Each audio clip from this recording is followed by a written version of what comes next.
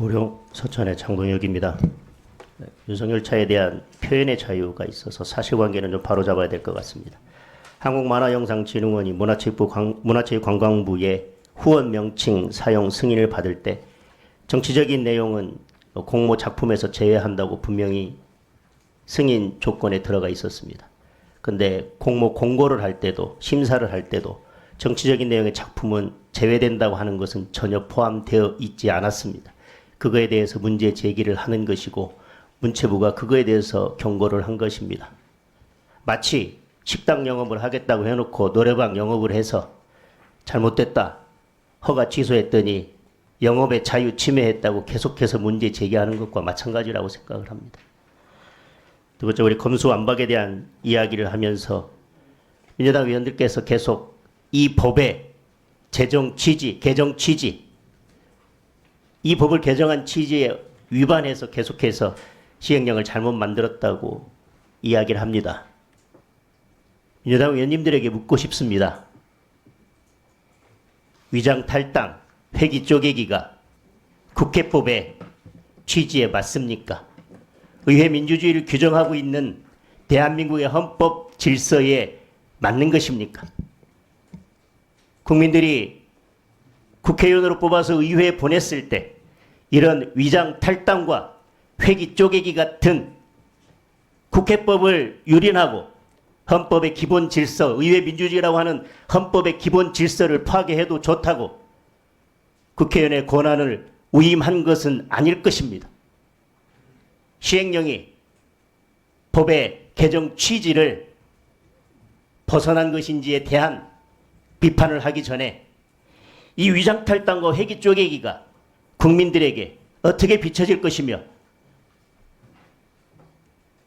국회의원으로 보냈을 때 국민들이 이러한 것을 자행해도 좋다고 국회에 보냈는지 다시 한번 되돌아보셨으면 좋겠습니다. 처장님께 묻겠습니다.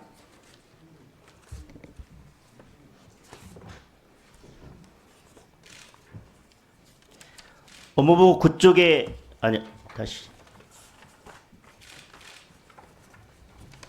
법무부 10쪽에 보니까요.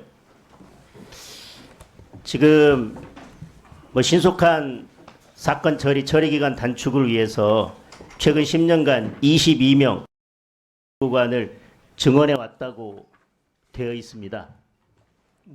22명을 증언한 만큼 10년간 사건 처리 기간의 심리 기간이 단축됐습니까? 그거에 비례해서 국민들이 느끼기에는 전혀 단축됐다고 느끼지 못할 것 같습니다.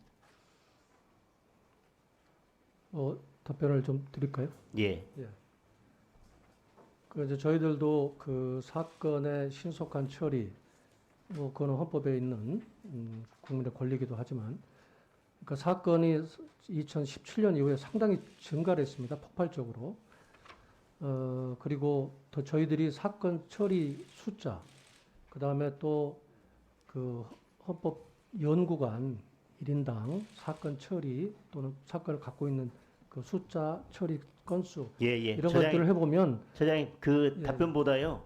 다음 종감 때까지 최근 10년간 매년 연구관이 얼만큼 증언했고 사건 처리 기간이 얼만큼 단축됐는지는 통계 자료를 종감 때 제출해 주셨으면 좋겠습니다. 네, 저희들이. 그리고 지금 사건 처리 지연에 관해서 적시 처리 사건 선정 처리 절차에 관한 지침이 있는데요. 공직선거법 사건은 여기 적시 처리 사건에 들어갑니까?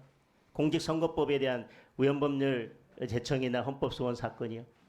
그러니까 지금 말씀처럼 그러니까 사건명 공직선거법에 그러고서 바로 들어가는 게 아니고요. 법에 사건 처리 기간을 6개월로 짧게 정해놓고 신금마다 6개월 안에 처리하도록 한 것은 공직선거법 사건이 유일합니다.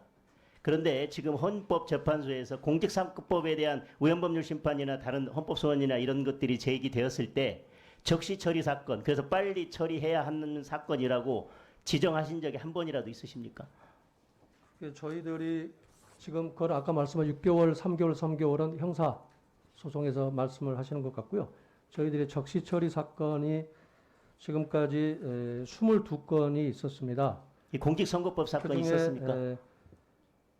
2015년도에 공직선거법 관련된 사건 2건이 적시 처리 사건으로 지정돼서 결정이 이루어진 바 있습니다. 2건이 있습니다. 공직선거법 관련해서. 공직선거법에 대한 사건이 있었는데 그 이후에는 한 번도 지정하신 적이 없으시죠? 예, 뭐 지금 그거는 맞습니다.